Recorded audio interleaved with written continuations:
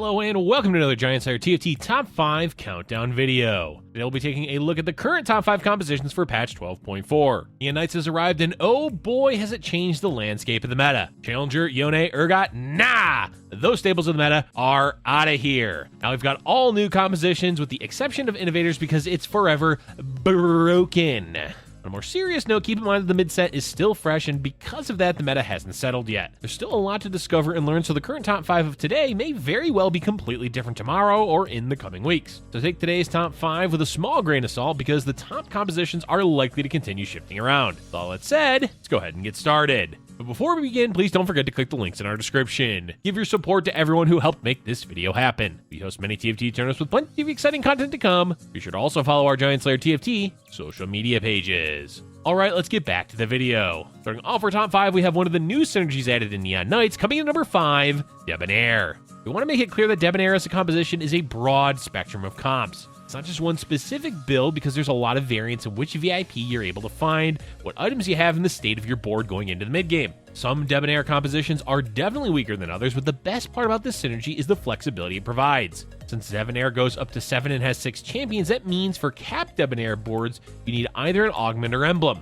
Those are definitely the strongest variations of Debonair, but for sure the most high roll. It's also usually a board that ignores the VIP bonus of Debonair, mainly because you're looking to buff a non-Debonair champion with the bonus stats. For example, one of the best 7 Debonair boards uses Ari because 800 bonus health and 80 additional ability power are really good stats for her. Granted, it's an easy pairing with her, and Braum can be played alongside Leona for the front line. From there, you can try to add a third Syndicate at level 9, or if you have another emblem. See how it's a bit high roll? But it's definitely one of the strongest variations of Debonair. A more standard board would be Draven VIP carry. It's fine to play Draven without VIP, but the attack range increase in armor shred is really important for Draven to scale into the late game. Either way, most of the time Draven as the main carry tends to fall off later in the game unless you 3-star him. Make sure you also have good items for Draven such as Infinity Edge and Bloodthirster. Keep in mind it's not necessary to use Last Whisper if you have VIP Draven.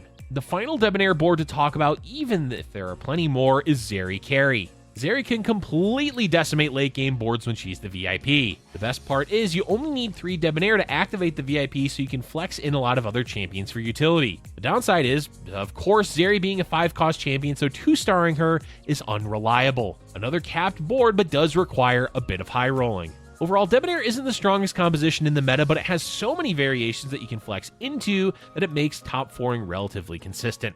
Up next, we have Tryndamere Reroll coming in as the number 4 comp. Tryndamere has returned with the mid-set Neon Knights and is already making a name for himself in the meta despite being a 3-cost champion. Think of Tryndamere as a less reliable Yone because both of them are challengers and both of them have access to the backline with their ability. The difference is that Yone had more reliable damage, while Tryndamere will often dash away from the target he's attacking instead of finishing them off. And in general, Yone had all-around better stats than Tryndamere, but that's largely due to the difference in tiers between them. Comparisons aside, Tryndamere does fill the missing role in the meta as a viable melee carry, at least for now until Aurelia becomes a more consistent option. Hextech also adds extra survivability and utility to help Tryndamere succeed. The comp itself is fairly straightforward. Use Tryndamere as the carry alongside a few Chemtech champions and challengers. At level 7, your board can be Tryndamere with Warwick and Zac plus either 2 more challengers or additional Chemtech and Bruiser champs. The level 8 board is likely to be Tryndamere, Warwick, Zac, Renata, Victor, Vi with utility champions like Silco or more challengers.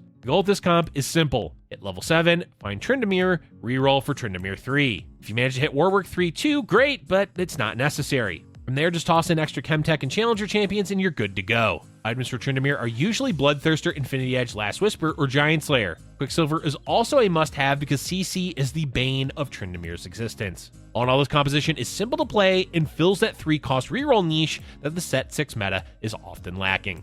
Another composition utilizing a new champion comes in at number 3, Renata Bruiser. There's a few names we could give this composition because there are 2 different ways to look at it. On one hand, the 6 Bruiser variation with Renata as the main damage dealer is the more common variation because it's easier to hit. The other variation is a mixture of Bruiser and Chemtech units with the core 3 champions being Renata, Silco, and Victor. The strength of this composition comes down to 2 reasons. 1, it's super tanky because of the Bruiser synergy. 2, it's got a lot of utility thanks to the champions used. These 2 ideas come together nicely because the beefier frontline with added utility makes the fights last longer. Longer fights give Renata's poison more time to stack and deal damage. Silco also adds even more to it by helping Renata cast faster and make the Bruiser champion scarier with his ability. At the core of this composition, you can get by with just Renata and 4 Bruisers, and from there, offshoot into different variations depending on what you hit between champions, augments, and emblems. The core champions are Renata, Zac, Vi, and 2 other Bruisers. Then you can add either 2 additional Bruisers with Silco, or more Chemtech champions, or a mix of Chemtech and Bruisers. There's plenty of wiggle room for this board as long as you have Renata level 2 and eventually add in Silco.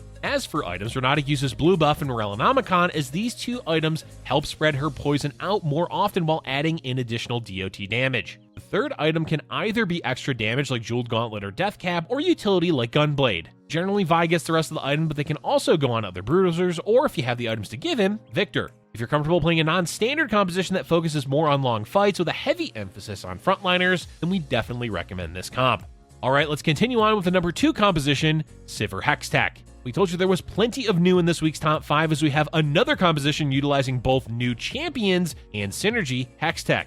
Hextech is one of the strongest traits in the game currently because of how well it does early game and still scales later on in the game. Another added bonus is how much synergy there is between the champions. Sivir is a 4-cost range carry with an ability that boosts her attack speed and bonus blades between enemy units. On her own, she is plenty strong, though Sivir is heavily tied to items. Baseline she's okay, but without items she won't be able to carry effectively. But we'll get into the items shortly. First, the composition itself. We have good news, this build is incredibly simple. Find Sivir, put in 6 Hextech, and you're done. From there you can add utility, but the core of the composition can be done at level 7. Those champions will be Sivir, Alistar, Jarvan, Sejuani, Lucian, and either Swain or Nocturne. Alistar is the frontliner with CC, Jarvan provides Striker, and Lucian is backup damage for Sivir. At level 8 you can add in Vi, as that provides Enforcer, Bruiser, and extra CC, or you can just toss in other utility units. The board is simple but effective, especially since the shields from Hextech keep the units alive longer, while bonus magic damage adds decent scaling into the late game. Items for Sivir generally lead towards attack speed and utility, though damage isn't bad either. Rageblade is a must-have as it scales well with Sivir's ability. Static Shift is common also since Sivir attacks so fast, and reducing the enemy's magic resist pairs well with the Hextech damage. Finally, you can always use auto-attack items like Infinity Edge, but the best is likely going to be Giant Slayer, especially since the meta is all about beefy front lines.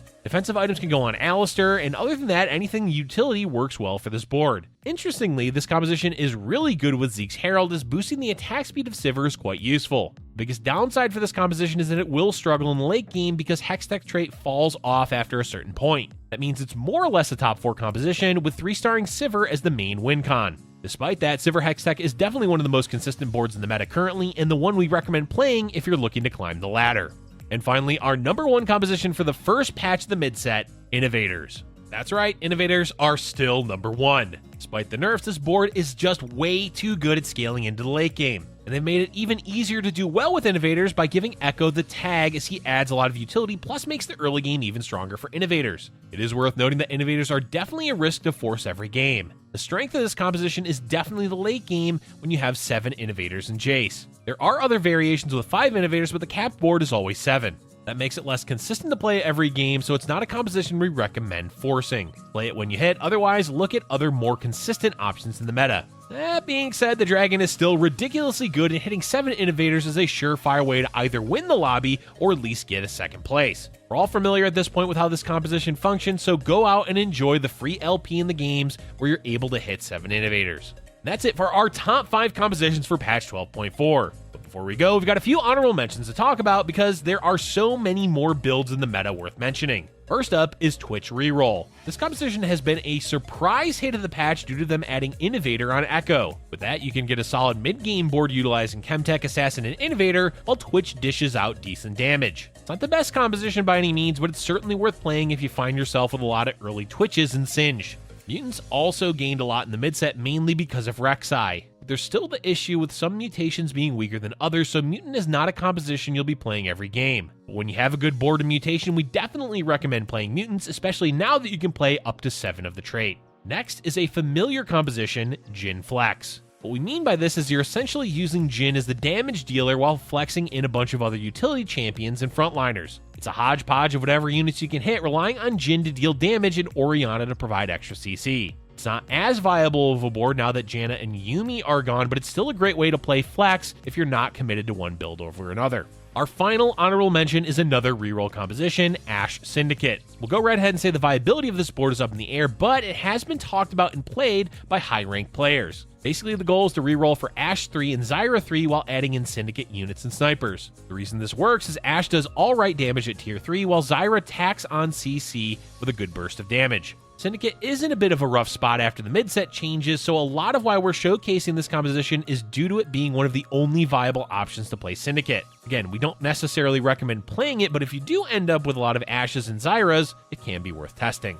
That's all for today's video, folks. With the mid-set being so new, there are a ton of compositions to play in the meta, even outside of what we talked about today. Our recommendation is to stick to what's meta for now if your goal is to climb, but keep watching streams and looking for new builds to play in the future. Keeping up to date or slightly ahead of the meta is a fantastic way to gain LP. Let us know in the comments section below what your top 5 compositions are in the current meta. Thank you for watching, and if you're enjoying our content, be sure to like button and subscribe. Future Giant Slayer TFT videos.